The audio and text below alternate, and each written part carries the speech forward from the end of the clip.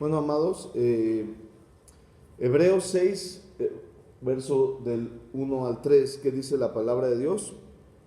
Por tanto, dejando ya los rudimentos de la doctrina de Cristo, vamos adelante a la perfección, no echando otra vez el fundamento del arrepentimiento de obras muertas, de la fe en Dios, de la doctrina del bautismo, de la imposición de las manos o de la resurrección de los muertos y del juicio eterno. Y esto haremos si Dios en verdad nos lo permite. ¿Qué es un discípulo para ustedes? ¿Qué es ser un discípulo? Un seguidor, muy bien. ¿Allá?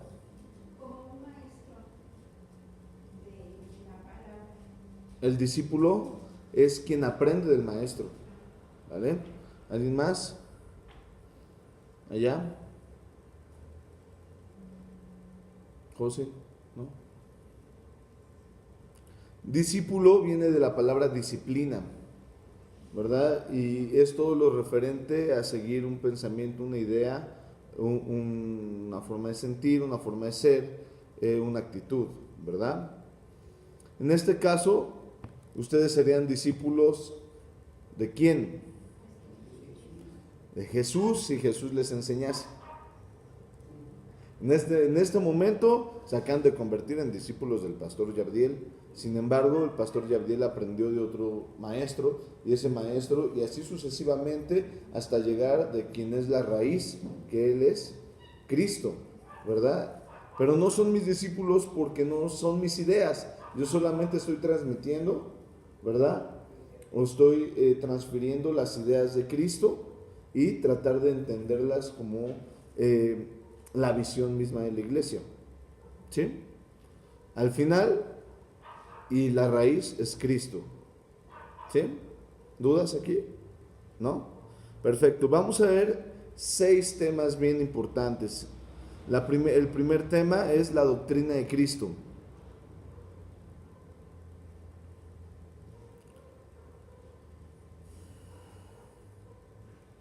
El fundamento del arrepentimiento. Ese es el 2. De obras muertas. La fe en Dios.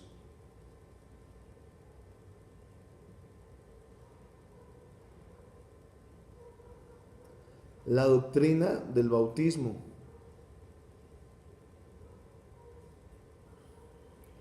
La imposición de qué? De manos. La resurrección de los muertos. Y por último, el juicio eterno. Estos temas es como que la base de por qué tú eres cristiano. La Biblia misma, el apóstol Pablo a los hebreos les llama rudimentos.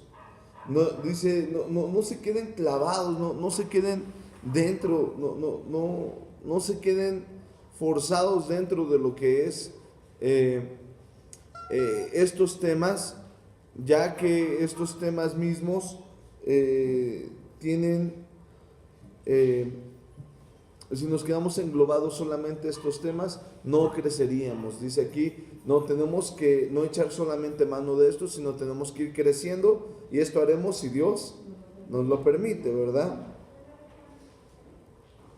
Y entonces, amados, Dios quiere que aprendamos los rudimentos, sí, pero no es el todo del cristiano. Tenemos nosotros más cosas que aprender, pero si no tenemos una base de por qué somos cristianos o por qué seguir a Cristo, pues sí estamos un poco perdidos, ¿va? ¿Ok? ¿Dudas aquí? ¿No? Entonces entendemos lo que es un discípulo.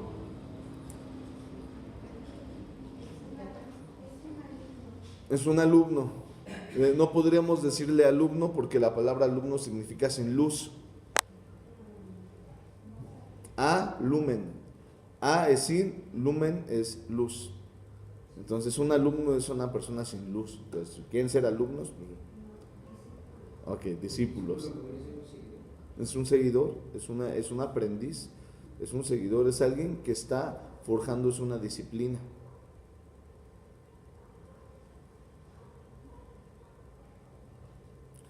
Y lo primerito que ustedes deben de aprender, lo primero que tenemos que enfrentar en Dios es un tema bien interesante, amados, y es la doctrina de Cristo. ¿Quién es Cristo? ¿Quién es Dios? ¿Por qué el hombre tendría que obedecer a Dios? ¿Cómo vamos a nosotros a entender a Cristo, verdad? Y bueno, amados, pues en la doctrina de Cristo nos vamos a enfrentar a la identidad, tu identidad en Dios y la identidad de ¿quién? De Dios mismo, ¿verdad? Y aquí yo les di un texto que es como que vital sobre este tema, que es 1 de Timoteo 1:17.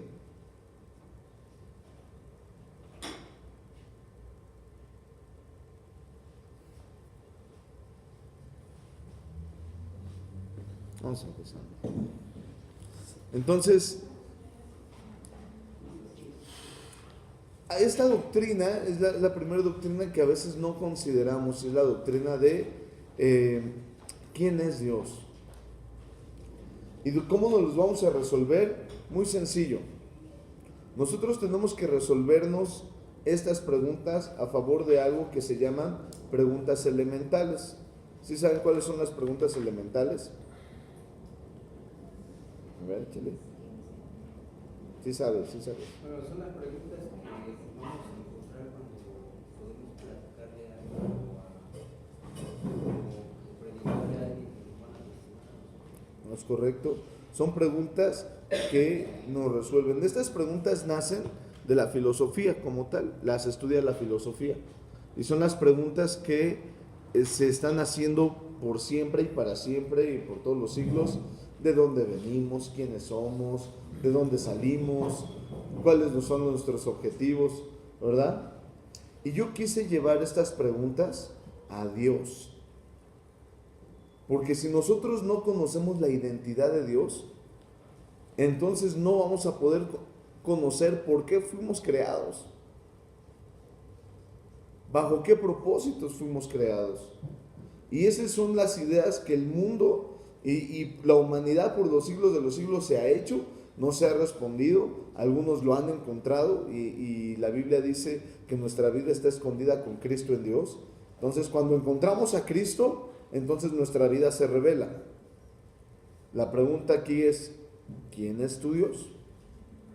Si vamos a tener nosotros una charla con alguien, primero nos tendremos que resolver esa pregunta: ¿quién es tu Dios? Cuando tú sabes quién es tu Dios, entonces ya vas a poder tener algo que se llama carácter e identidad.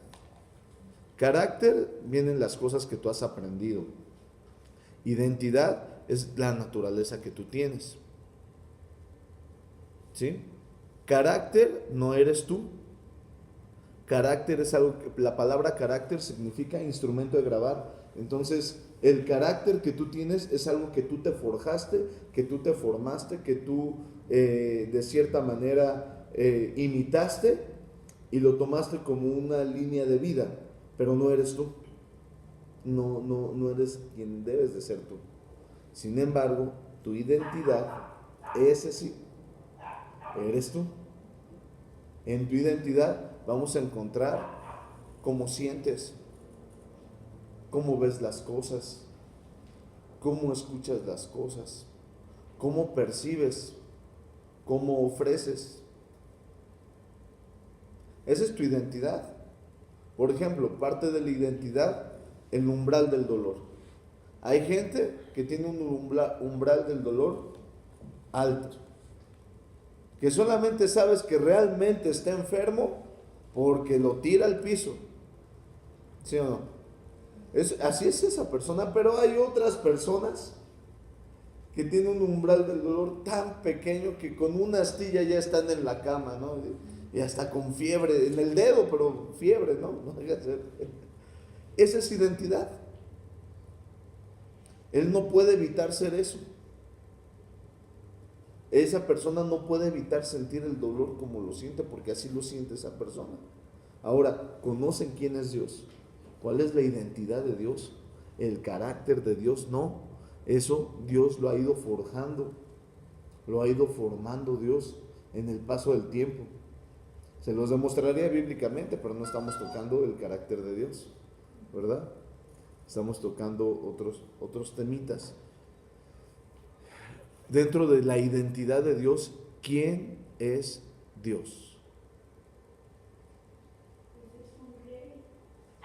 Ya lo vimos, ¿verdad?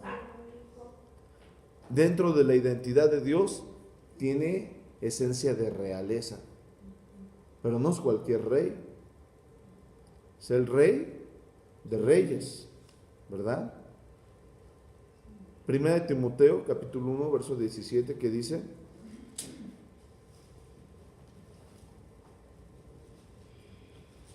Por tanto, el Rey de los siglos, inmortal e invisible, al único sabio Dios, sea honor y gloria por los siglos de los siglos. Ok. ¿No 12 dijiste? No, 1.17. Muy bien. Pues bueno, dentro de estos temas, ¿qué podemos ver aquí, amados? Dice, ¿quién es Dios? Dice, por tanto, ¿el qué?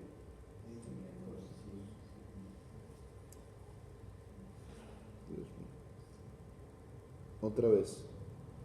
Primera de Timoteo 1.17. Perdona que esté tan distraído. Pero ahorita. Ok, dice, por tanto, está hablando de alguien. Por eso puedo yo estar seguro que habla de la identidad de Dios. ¿Vale? Por tanto, el Rey de los siglos. ¿Cómo es Dios? Eso es parte de su identidad. Dios no puede dejar de ser rey. Siempre será rey. ¿Sí? 2. Inmortal. ¿Cómo es Dios? Inmortal. ¿Qué significa inmortal? Que nunca va a morir, que siempre va a estar. Eso sería amortal.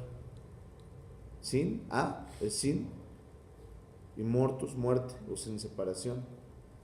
In es dentro. Y entonces está fuerte esto. Dios está dentro de una separación. A eso se refiere. ¿Qué es eso? ¿Qué dice la palabra de Dios? Que Dios es ¿qué? Santo. ¿Y qué significa santo? Apartado. Todo lo que es Dios no tiene nada que ver con lo mortal. No es sin, es apartado. Dios no tiene nada, absolutamente nada que ver con el hombre más que es hecho imagen y semejanza, el hombre de Dios. Pero fuera de eso, nosotros somos mortales, ¿sí o no? En nosotros puede haber separación. Muerte significa separación. ¿Sí? Está complicado.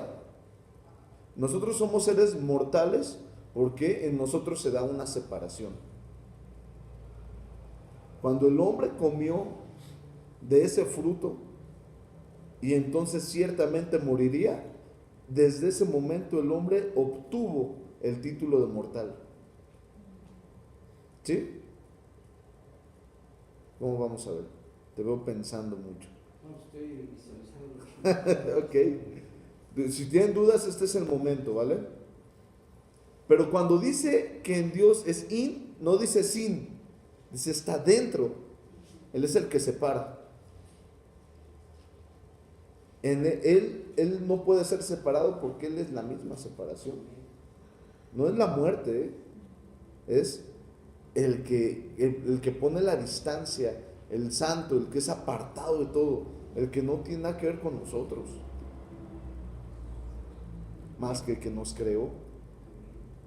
¿Qué tiene que ver una pintura con su creador? Con el pintor. Lo único es la idea, la esencia, la visión. Pero ¿y los materiales? El momento mismo, ¿qué tiene que ver con la persona? Es una obra, es una hechura. La obra no tiene nada que ver con el pintor. ¿Sí? Ok. Invisible. Dios es invisible, ¿verdad? Entonces pregúntense esto. Muéstrame a Dios y entonces puedo creer en Dios. ¿Podemos hacerlo?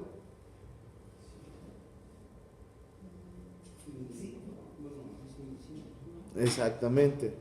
Si tenemos un Dios invisible, ¿podemos mostrar a Dios? De ninguna manera, porque nuestro Dios es, su naturaleza es, y eso no quiere decir que no se muestre. ¿Sí? La identidad de Dios, la naturaleza de Dios, Dios es invisible, pero es tanto el poder de Dios que tiene que se muestra en la creación. Pero imagínense cómo poder entender algo tan complejo. Un Dios invisible, sin embargo, podemos sentirlo. Un Dios invisible, pero podemos ver su poder. Un Dios invisible, pero lo podemos sentir y ver en todo lo que es el universo. Pero dentro de la naturaleza de tu Dios, de mi Dios, es que Él es invisible. ¿Sí? ¿Dudas aquí?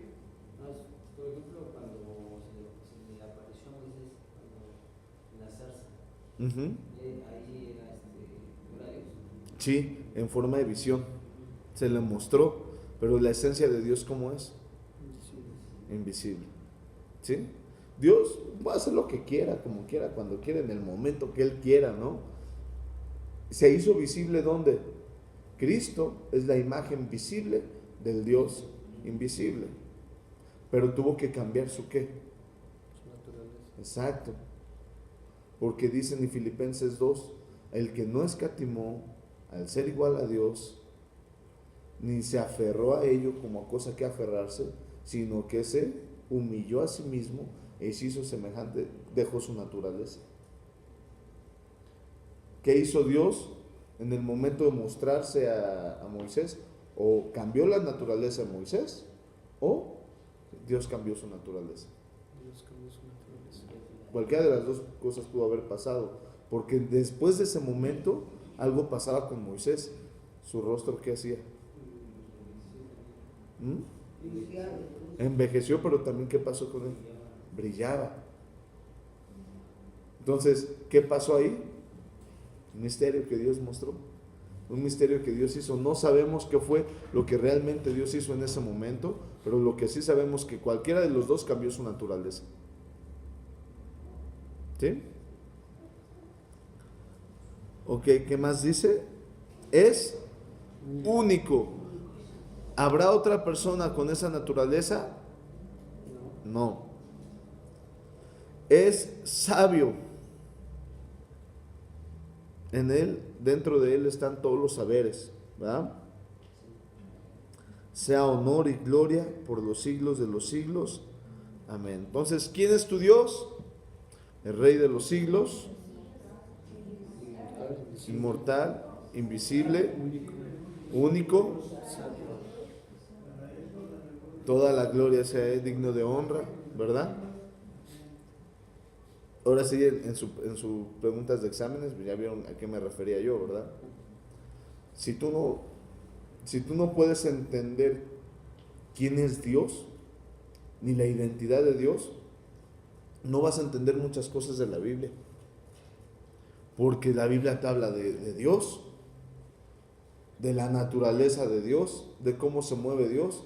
Cuando Jesús, ahora con esto que ya saben, cuando Jesús dice, Dios es espíritu, y los que le adoran en espíritu y en verdad es necesario que le adoren, ¿de qué está hablando? De la naturaleza de Dios. Está diciendo, Dios es espíritu, y Dios quiere que le adores dentro de esa naturaleza misma, ¿verdad? En espíritu y verdad. La alabanza o la adoración a Dios, todo lo que haces, no lo tienes que estar publicando. Entonces también tu adoración a Dios debe de ser invisible, mas no por eso no mostrarse en tu vida. Debes de hacerlo en verdad ¿verdad? Porque hay gente que todo lo que hace para Dios lo expone. Y eso no es tan correcto. Tú lo que haces para Dios, lo haces para Dios y tú lo sabes. Y se acabó. Cuando le ofreces algo a Dios, tú y Dios lo saben. Y de ahí en fuera, nadie más debe. ¿Sí? Dentro de la naturaleza de Dios, ahora respondámonos la siguiente. Ya sabemos quién es Dios, ¿vale? Ahora, ¿quién eres tú? Porque estamos hablando de la doctrina de Cristo. Ahora, ¿quién eres tú? ¿Qué tiene que ver Cristo contigo? Cristo es Hijo de Dios, ¿verdad? ¿Y qué tienes tú que ver con Cristo? Porque si ya vimos que entre Dios y nosotros no hay relación alguna, porque Dios es Dios y no hay otro como Él, ¿por qué, a ver hermanos, por qué creen que es importante reconocer que no hay, no tiene nada que ver Dios y tú? El hombre es mortal, Dios es inmortal. No quiere decir que no, dice in, no es sin, es dentro. ¿Sí? Nada más partiendo desde ahí, ¿por qué es necesario saber que tú y Dios no son iguales?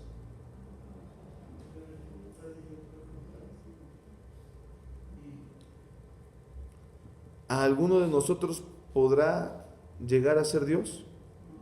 Nunca. ¿Por qué? No hay forma. Ni nuestra naturaleza, ni nuestras leyes, ni lo que se mueve en nosotros nos va a permitir. ¿Qué pasaba con el mundo anterior? Con el mundo antiguo. Querían ser dioses. Cuando tú conoces la naturaleza, la identidad de Dios, que Él es inmortal y nosotros somos mortales, desde esa distancia que hay entre Él y nosotros, es imposible. Partiendo desde ahí.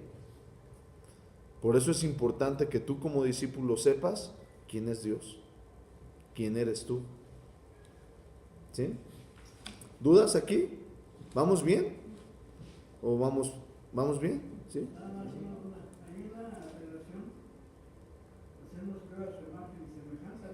Ajá. Entonces, esa relación pues ya somos sus hijos de Él, ¿verdad? Entonces, que no tengamos... Somos creación de Dios. Pero a lo que dijiste, no hay relación entre nosotros. Somos, sí. Somos herederos de Él, somos hijos de Él. Ah, eso siempre y cuando aceptes a Cristo. ¿Sí?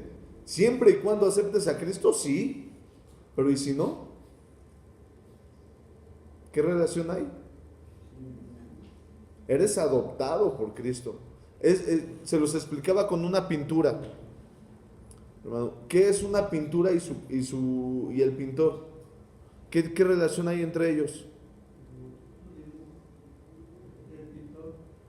¿Y qué más?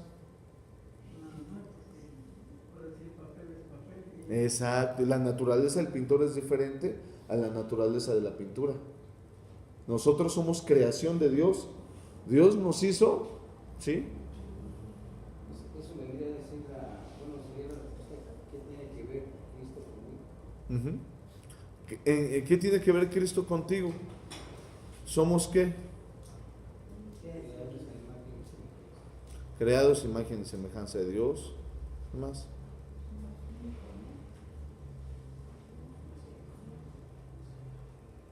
Somos creados a imagen y semejanza de Dios, ¿no? ¿Qué más somos? Fuera de, somos hijos de Dios, pero porque fuimos adoptados, ¿no? Nada más, pero porque Él nos adoptó. ¿Pero qué relación hay entre Él y nosotros? Él es Dios, nosotros somos creación de Dios. ¿Qué relación hay? Que Cristo nos compró. Si Cristo no nos hubiera comprado, ¿qué relación habría? Ninguna. ¿Sí entendemos esa parte? Cuando nosotros ponemos ese límite en nuestra vida de que no somos Dios, no podemos llegar a ser igual a Dios, porque en la naturaleza de Dios y la naturaleza del hombre son muy distintas. ¿Sí? Ok. Es más, podríamos decir, Dios es sobrenatural, Dios está por arriba de la naturaleza del hombre. Bueno. ¿Quién eres tú? Ya lo dijimos, ¿somos qué? Creación de Dios. ¿Quién eres? Una creación de Dios. Y dentro de la creación de Dios, ¿qué hay en ti? Espíritu, alma y cuerpo. ¿Sí? ¿Ahí vamos bien? Siguiente pregunta. ¿Para qué existes?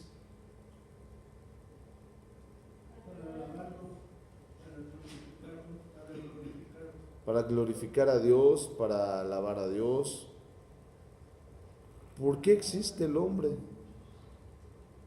En Eclesiastés, Exacto. el último ¿Es correcto? versículo dice que son creadas para obedecer su ley. Exactamente. No solamente eso, tiene más cosas.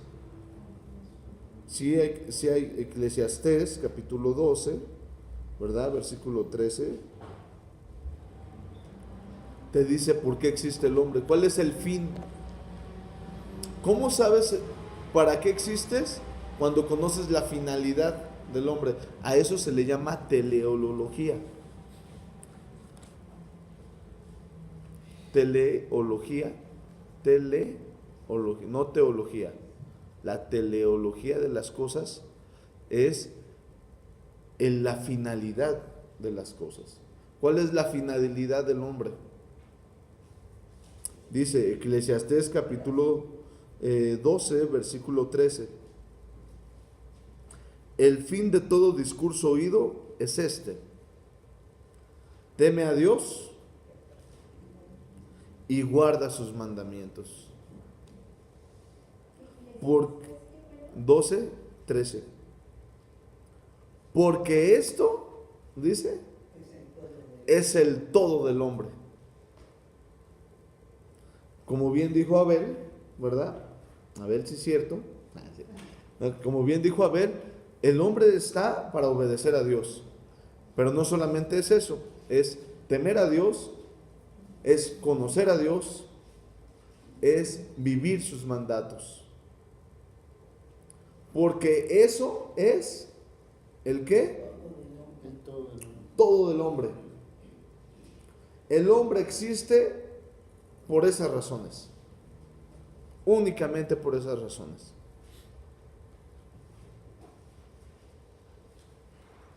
No, es que el hombre está para hacer feliz a Dios. Es que el hombre existe para ser feliz. Porque si esa fuera la finalidad del hombre, que el hombre sea feliz, toda la gente que muere infeliz no cumplió esa finalidad. ¿Cómo habrán muerto las personas del diluvio? ¿Felices? Sin embargo, está dentro del propósito de Dios. ¡Qué fuerte! Y entonces, ¿cómo murieron los mártires? Uno murió contento, ¿no? Esteban. Pues si son mártires, me imagino que contentos, ¿no? Porque estaban Dispuestos a obedecer a Dios, ¿no? Pero dice la Biblia que Dios mandó acabar con naciones enteras al pueblo de Israel. Si dentro de la finalidad del hombre sería tener una larga vida, ser feliz, ¿qué es lo que se les ocurra? Y Dios manda acabar con esas vidas, ¿quién se equivocó? Porque esa gente no creo que haya cumplido ese propósito. Por eso, el predicador, en este caso se le atribuye este libro a Salomón, declara: el hombre existe para temer a Dios y guardar sus mandatos. ¿Qué es guardar sus mandatos? Pues aunque no quieras, tendrás que vivir el mandato de Dios. Aunque no te guste, naciste para vivir ese mandato, aun sea la vida, aun sea la muerte, aun sea... Y está fuerte. Por eso es importante entenderlo. Como discípulos tenemos que entender y comprender cuál es el lugar de Dios y cuál es el lugar del hombre. Porque nosotros como seres humanos queremos tantas cosas y queremos vivir tantas cosas y soñamos con tantas cosas. Se nos dio la oportunidad de decidir. Y ahí es donde nos conflictuamos con la vida. Porque a lo mejor el deseo y el anhelo de tu vida es muy diferente al deseo y el anhelo de Dios sobre tu vida. Y ahí chocamos. Cuando nosotros ya sabemos, no, es que si Dios quiere que vivas, vivirás. Y si Dios quiere que seas levantado, te levantará y tendrás que estar contento con ello. Porque no va a haber otra opción. Aunque quieras o aunque no quieras, ¿verdad? Entonces, si nos respondemos ¿para qué existe el hombre?, podemos tener una visión un poco más amplia, ¿verdad? Vamos a poder tener una forma diferente de atender nuestro cristianismo. ¿Sí? ¿Dudas? ¿Vamos bien? Ok. Eso es para qué existe el hombre. ¿Por qué existe el hombre? Eso es el para qué. Para vivir los mandatos de Dios, para hacer la voluntad de Dios. Entonces, ¿por qué?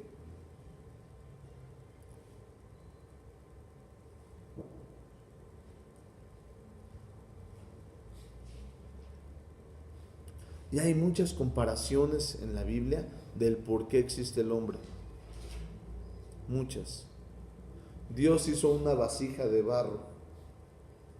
Esa es una comparación. Que eres como una vasija, dice el apóstol Pablo. No puede altercar el creador con su criatura. Jamás se le ha dicho una olla al alfarero: ¿por qué me hiciste así? Sin embargo, el alfarero, si la quiere quebrar, la quiebra y la vuelve a hacer. Entonces, ¿por qué existe el hombre?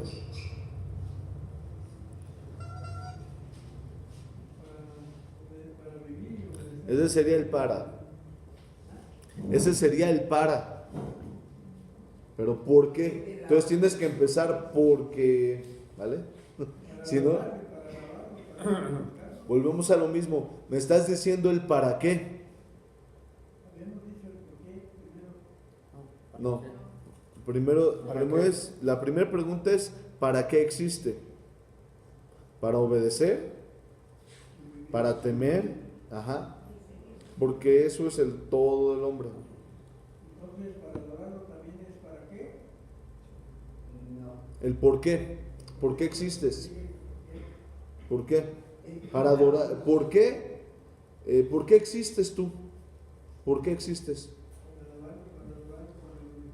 Ese sería para. ¿Sí me entiendes?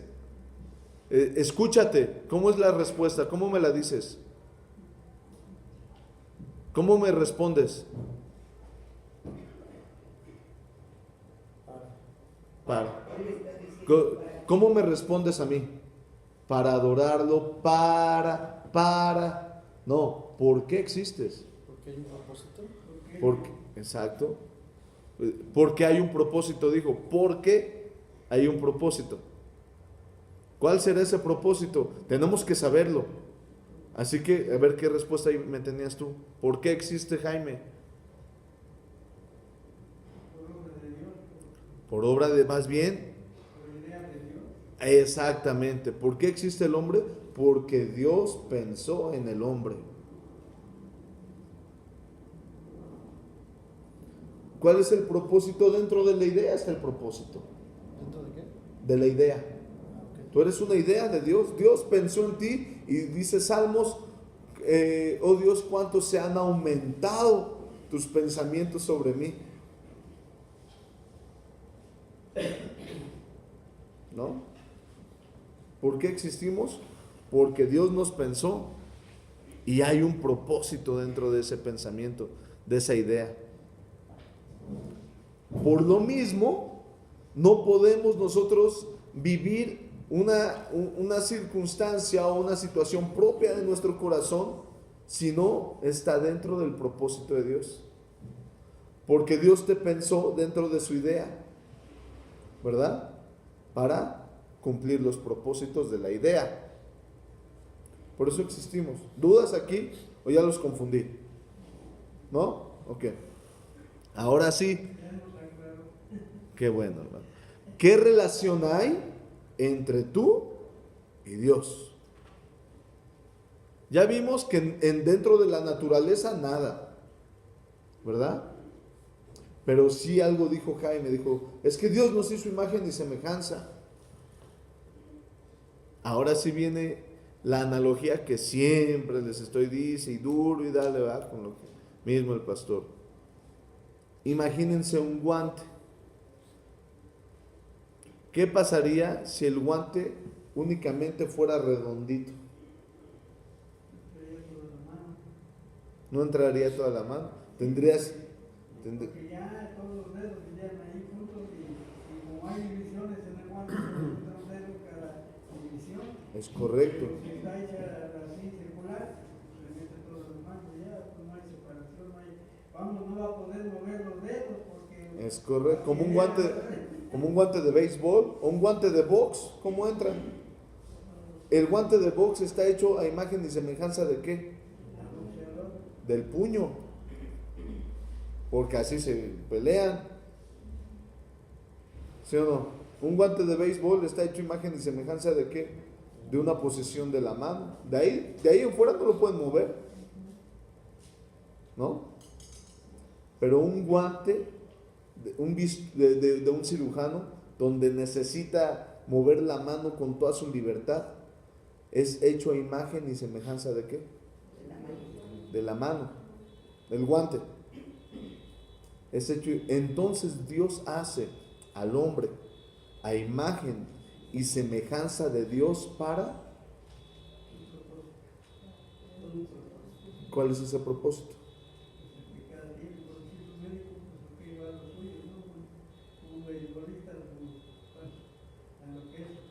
Imagínate solamente el guante, solo el guante. ¿Para qué fue hecho el guante? Sí, pero ¿para qué propósito? Para adoptar la imagen. ¿Para meter qué? Una mano. El hombre es hecho a imagen y semejanza de Dios para que Dios pueda vertir su presencia en nosotros. De otra manera, no puede ser. Dios permitió que una burra hablase, pero no fue por obra del Espíritu Santo. Dios le autorizó a la burra a hablar y modificó su estructura y todo, y la burra pudo hablar, ¿no? Pero no es que Dios haya hablado por medio de la burra. No sé si me estoy dando a entender. Dios no habló y dijo, profeta, ¿por qué estás haciendo esto? No. La burra le dijo, hey, ¿qué no ves al ángel que nos va a matar? Dios no habló a través de la burra. ¿Por qué? Porque la burra no es hecha a imagen y semejanza de Dios.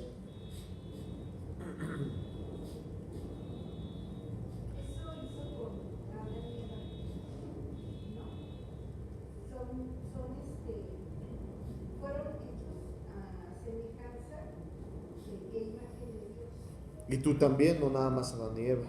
Tú también eres hecho imagen y semejanza de Dios. Los primeros. ¿Sí? Sí, ese es el principio, la raíz original de que existiera el hombre, Adán y Eva. Ya estarán en portadores y ya tocaremos ese tipo de temas más profundos. Ya nos iremos en casos particulares. Pero ahorita vamos a generalizar.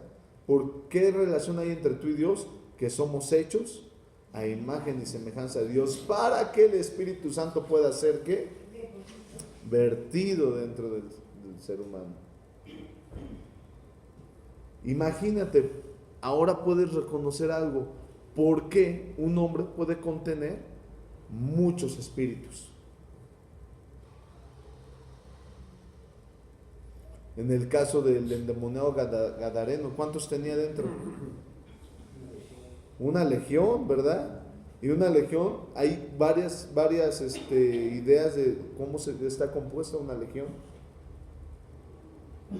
Algunos dicen que son 400, algunos son 500. La que más se acerca a la realidad de una legión romana eran 1000 soldados.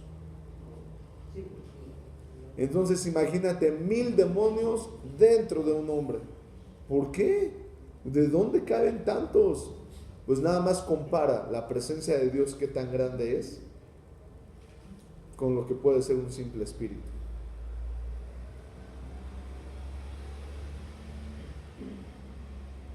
Entonces, ¿cuántos pueden caber en un hombre? Hijo, es tremendo, ¿no? Si cabe el Espíritu Santo de Dios, que los cielos ni la tierra pueden contener, entonces ¿cuánto misterio habrá en el ser del hombre? Híjoles, increíbles, bastantes misterios, porque solamente, imagínense, puede contener al Espíritu Santo de Dios. ¿Cuál es el templo del Espíritu Santo? Nosotros. Por eso somos hechos a imagen y semejanza de Dios. Eso no tiene nada que ver con las caras, con los ojos, con la genética, con la forma del hombre. Está hablando de la naturaleza del hombre como tal. ¿Sí? Entonces cuando dicen, a ver, si somos hechos a imagen y semejanza de Dios, ¿él por qué nació sin una mano? ¿Tiene algo que ver con la imagen y semejanza de Dios? No. Estamos hablando de la naturaleza del ser, no de la genética del ser. ¿Sí? ¿Dudas aquí? Espero que se estén nutriendo, estemos aprendiendo todos. ¿Sí? ¿Dudas, hermano? No, ¿verdad? ¿Vamos bien? Ok. Aquí no hay dudas entonces. Romanos 8:28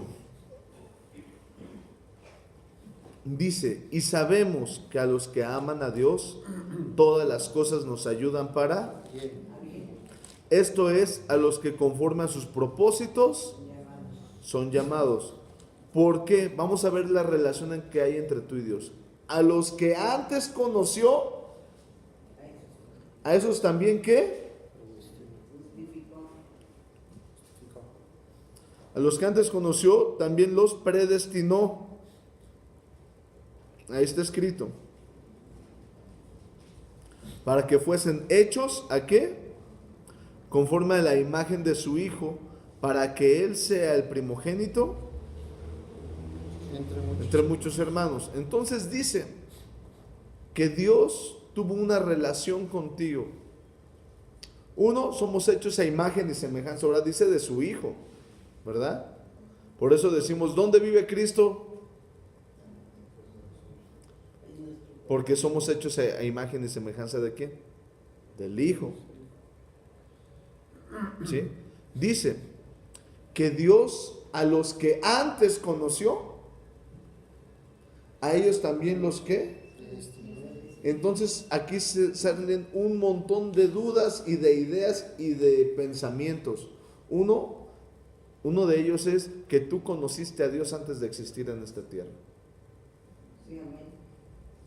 por lo que dice ese texto. A los que antes, ¿antes de quién? ¿Antes de dónde? ¿Antes de cuándo? Antes de que naciéramos. Dice, antes de que te pusiera en el vientre de tu madre, ¿qué le dice el profeta? Te conocí. Porque Dios ya nos había pensado. ¿Ya? Somos eternos. Desde el momento en el que Dios te pensó, ya existías. Hay una diferencia, y esto lo enseñó en Portadores, en lo que existe y lo que es formado. Hay una gran diferencia. Y yo se los explicaba así. Ustedes vayan y lean Génesis. Y cuando van en la parte del hombre, dice, y varón y hembra los creó. ¿Sí? Entonces, Adán nació siendo niño, niña.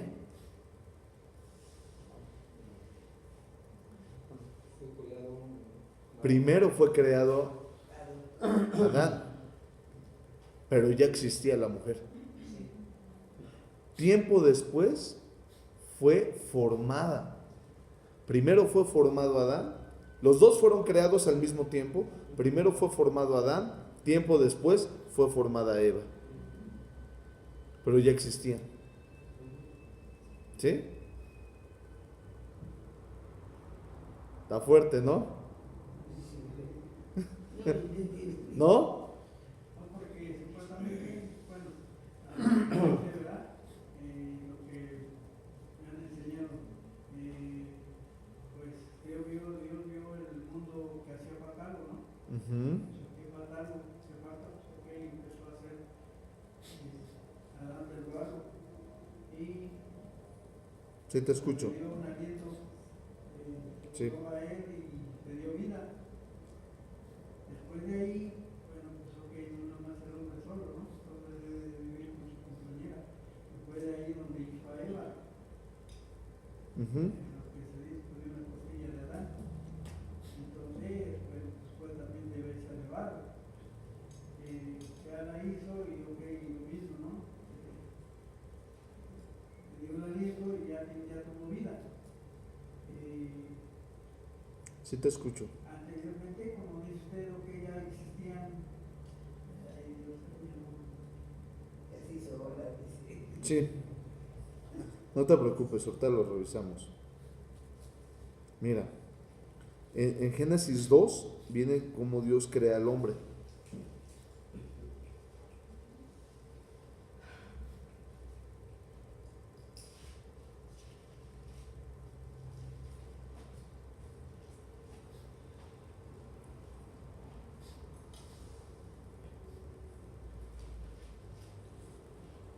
Ok, pero espera. Ay, ella nos está hablando del Génesis 1. Mira, Génesis 1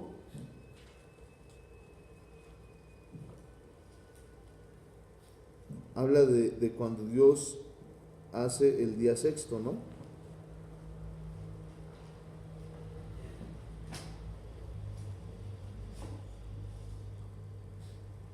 Ahora vamos a Génesis 2. Y fueron acabados los cielos y la tierra y todo el ejército de ellos, y acabó Dios en el día séptimo la obra que hizo, y reposó el día séptimo de toda la obra que hizo, y bendijo Dios el día séptimo y lo santificó para que en él reposo de toda la obra, bla, bla, bla.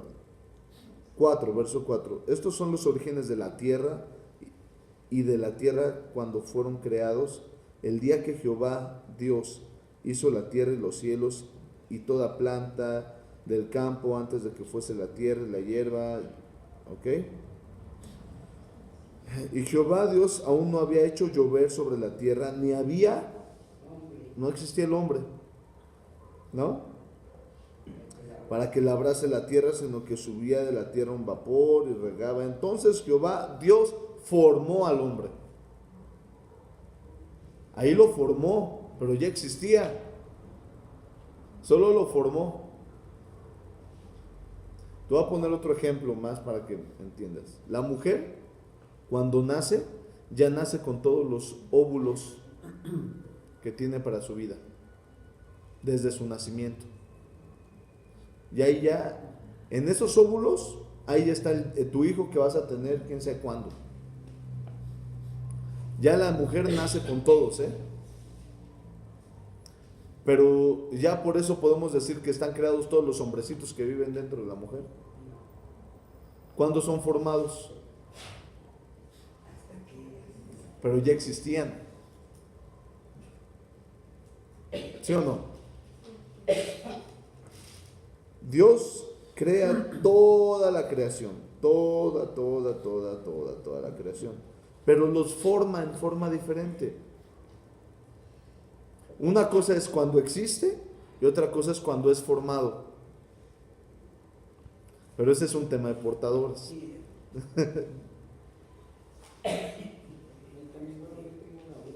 Sí, échale. Porque como decía usted, ahí salen muchos temas, o sea, salen muchas preguntas, muchos cuestionamientos ahí. Sí. Pero igual no sé si sea para portadores la pregunta, porque dice, porque a los que antes conoció también los predestinó. Ajá. O sea que Dios ya sabe quién está con él, quién va a ser salvo y quién no. La decisión de salvación se supone que no la tomamos directamente en esta tierra. Ya desde antes habíamos tomado esa decisión. Aquí la confirmamos, o aquí todavía podemos ser movidos de esa decisión. Por eso dice, Jesús vino a salvar lo que se había perdido. Pues ¿qué se perdió? ¿Sí? Sí, son muchas.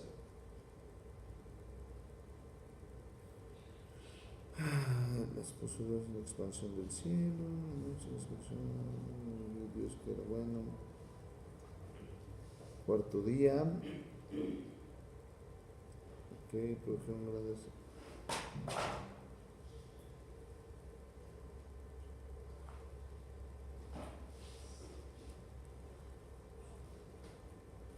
No te lo contesto. Entonces dice que Dios a los que antes conoció, a esos ok, y Jesús es el primogénito entre muchos ¿qué? Y a los que predestinó a estos llamó, y a los que llamó a estos justificó, y a los que justificó a estos también glorificó. Fíjate, si lo separamos a tu pregunta, primero nos predestinó, nos dio un destino. Ya que tuvimos ese destino, dice, luego a estos, ¿qué les hizo? Los llamó. A los que tomaron el llamado, ¿qué les hizo? Y a los que justificó, los santificó. O sea, son como que procesos. Y dentro de esos procesos pueden pasar cosas extrañas. Viéndolo desde ese punto de vista.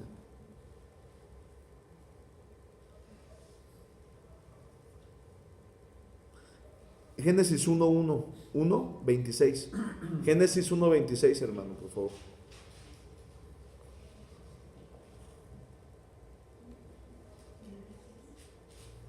Génesis 1:26. ¿Ya lo tienen?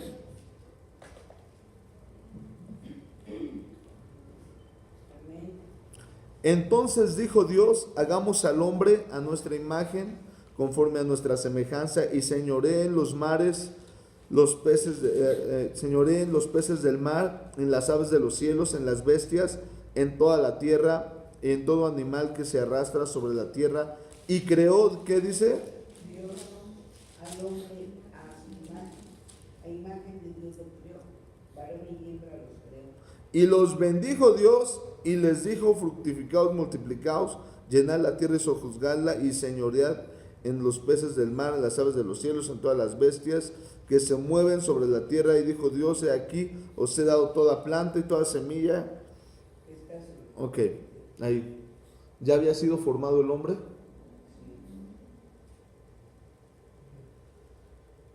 Bueno, no había sido formado, ya había... Lo había creado. Lo creó.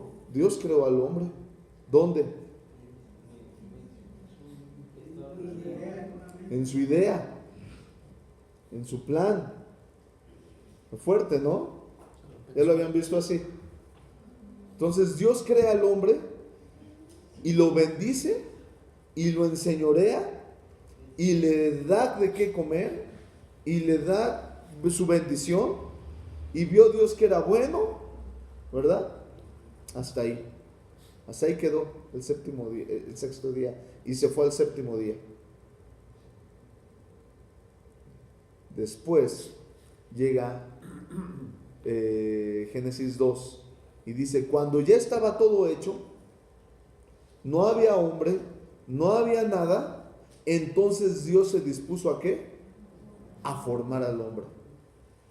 Son dos tiempos diferentes. Primero lo crea, varón y hembra los crea, y después forma primero al hombre. Después ve Dios, no es bueno que el hombre esté solo, y dice: ahora es tiempo de formar ¿a quién? La mujer.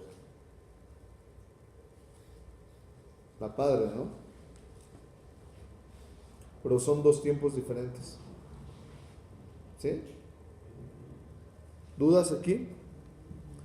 Entonces, ¿qué relación hay? Primero, que Dios nos haya conocido. Dos, la relación que hay entre tú y Dios cuando eres llamado, justificado, santificado, predestinado. ¿Sí? Son momentos que tenemos que ser formados. No porque Dios ya te haya perdonado tus pecados quiere decir que ya seas santo, Son dos tiempos diferentes. ¿Qué relación hay entre tú y Dios? Que somos hechos imagen y semejanza de Dios, que somos conocidos por Dios, predestinados por Dios, llamados por Dios, justificados por Dios. ¿Qué más? Santificados por Dios. Cada uno son momentos diferentes. ¿Dudas?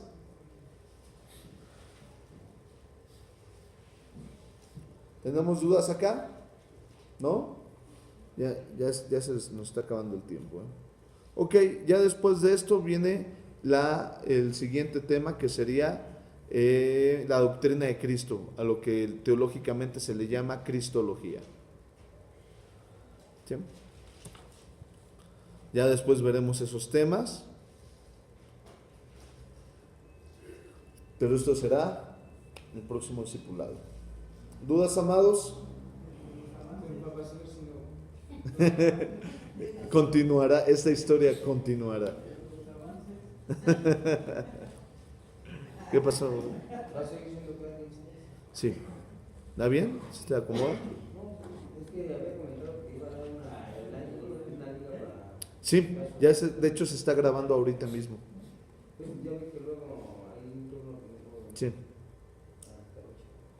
Bueno, hermanos, los vemos. Chequen la guía. Bendiciones.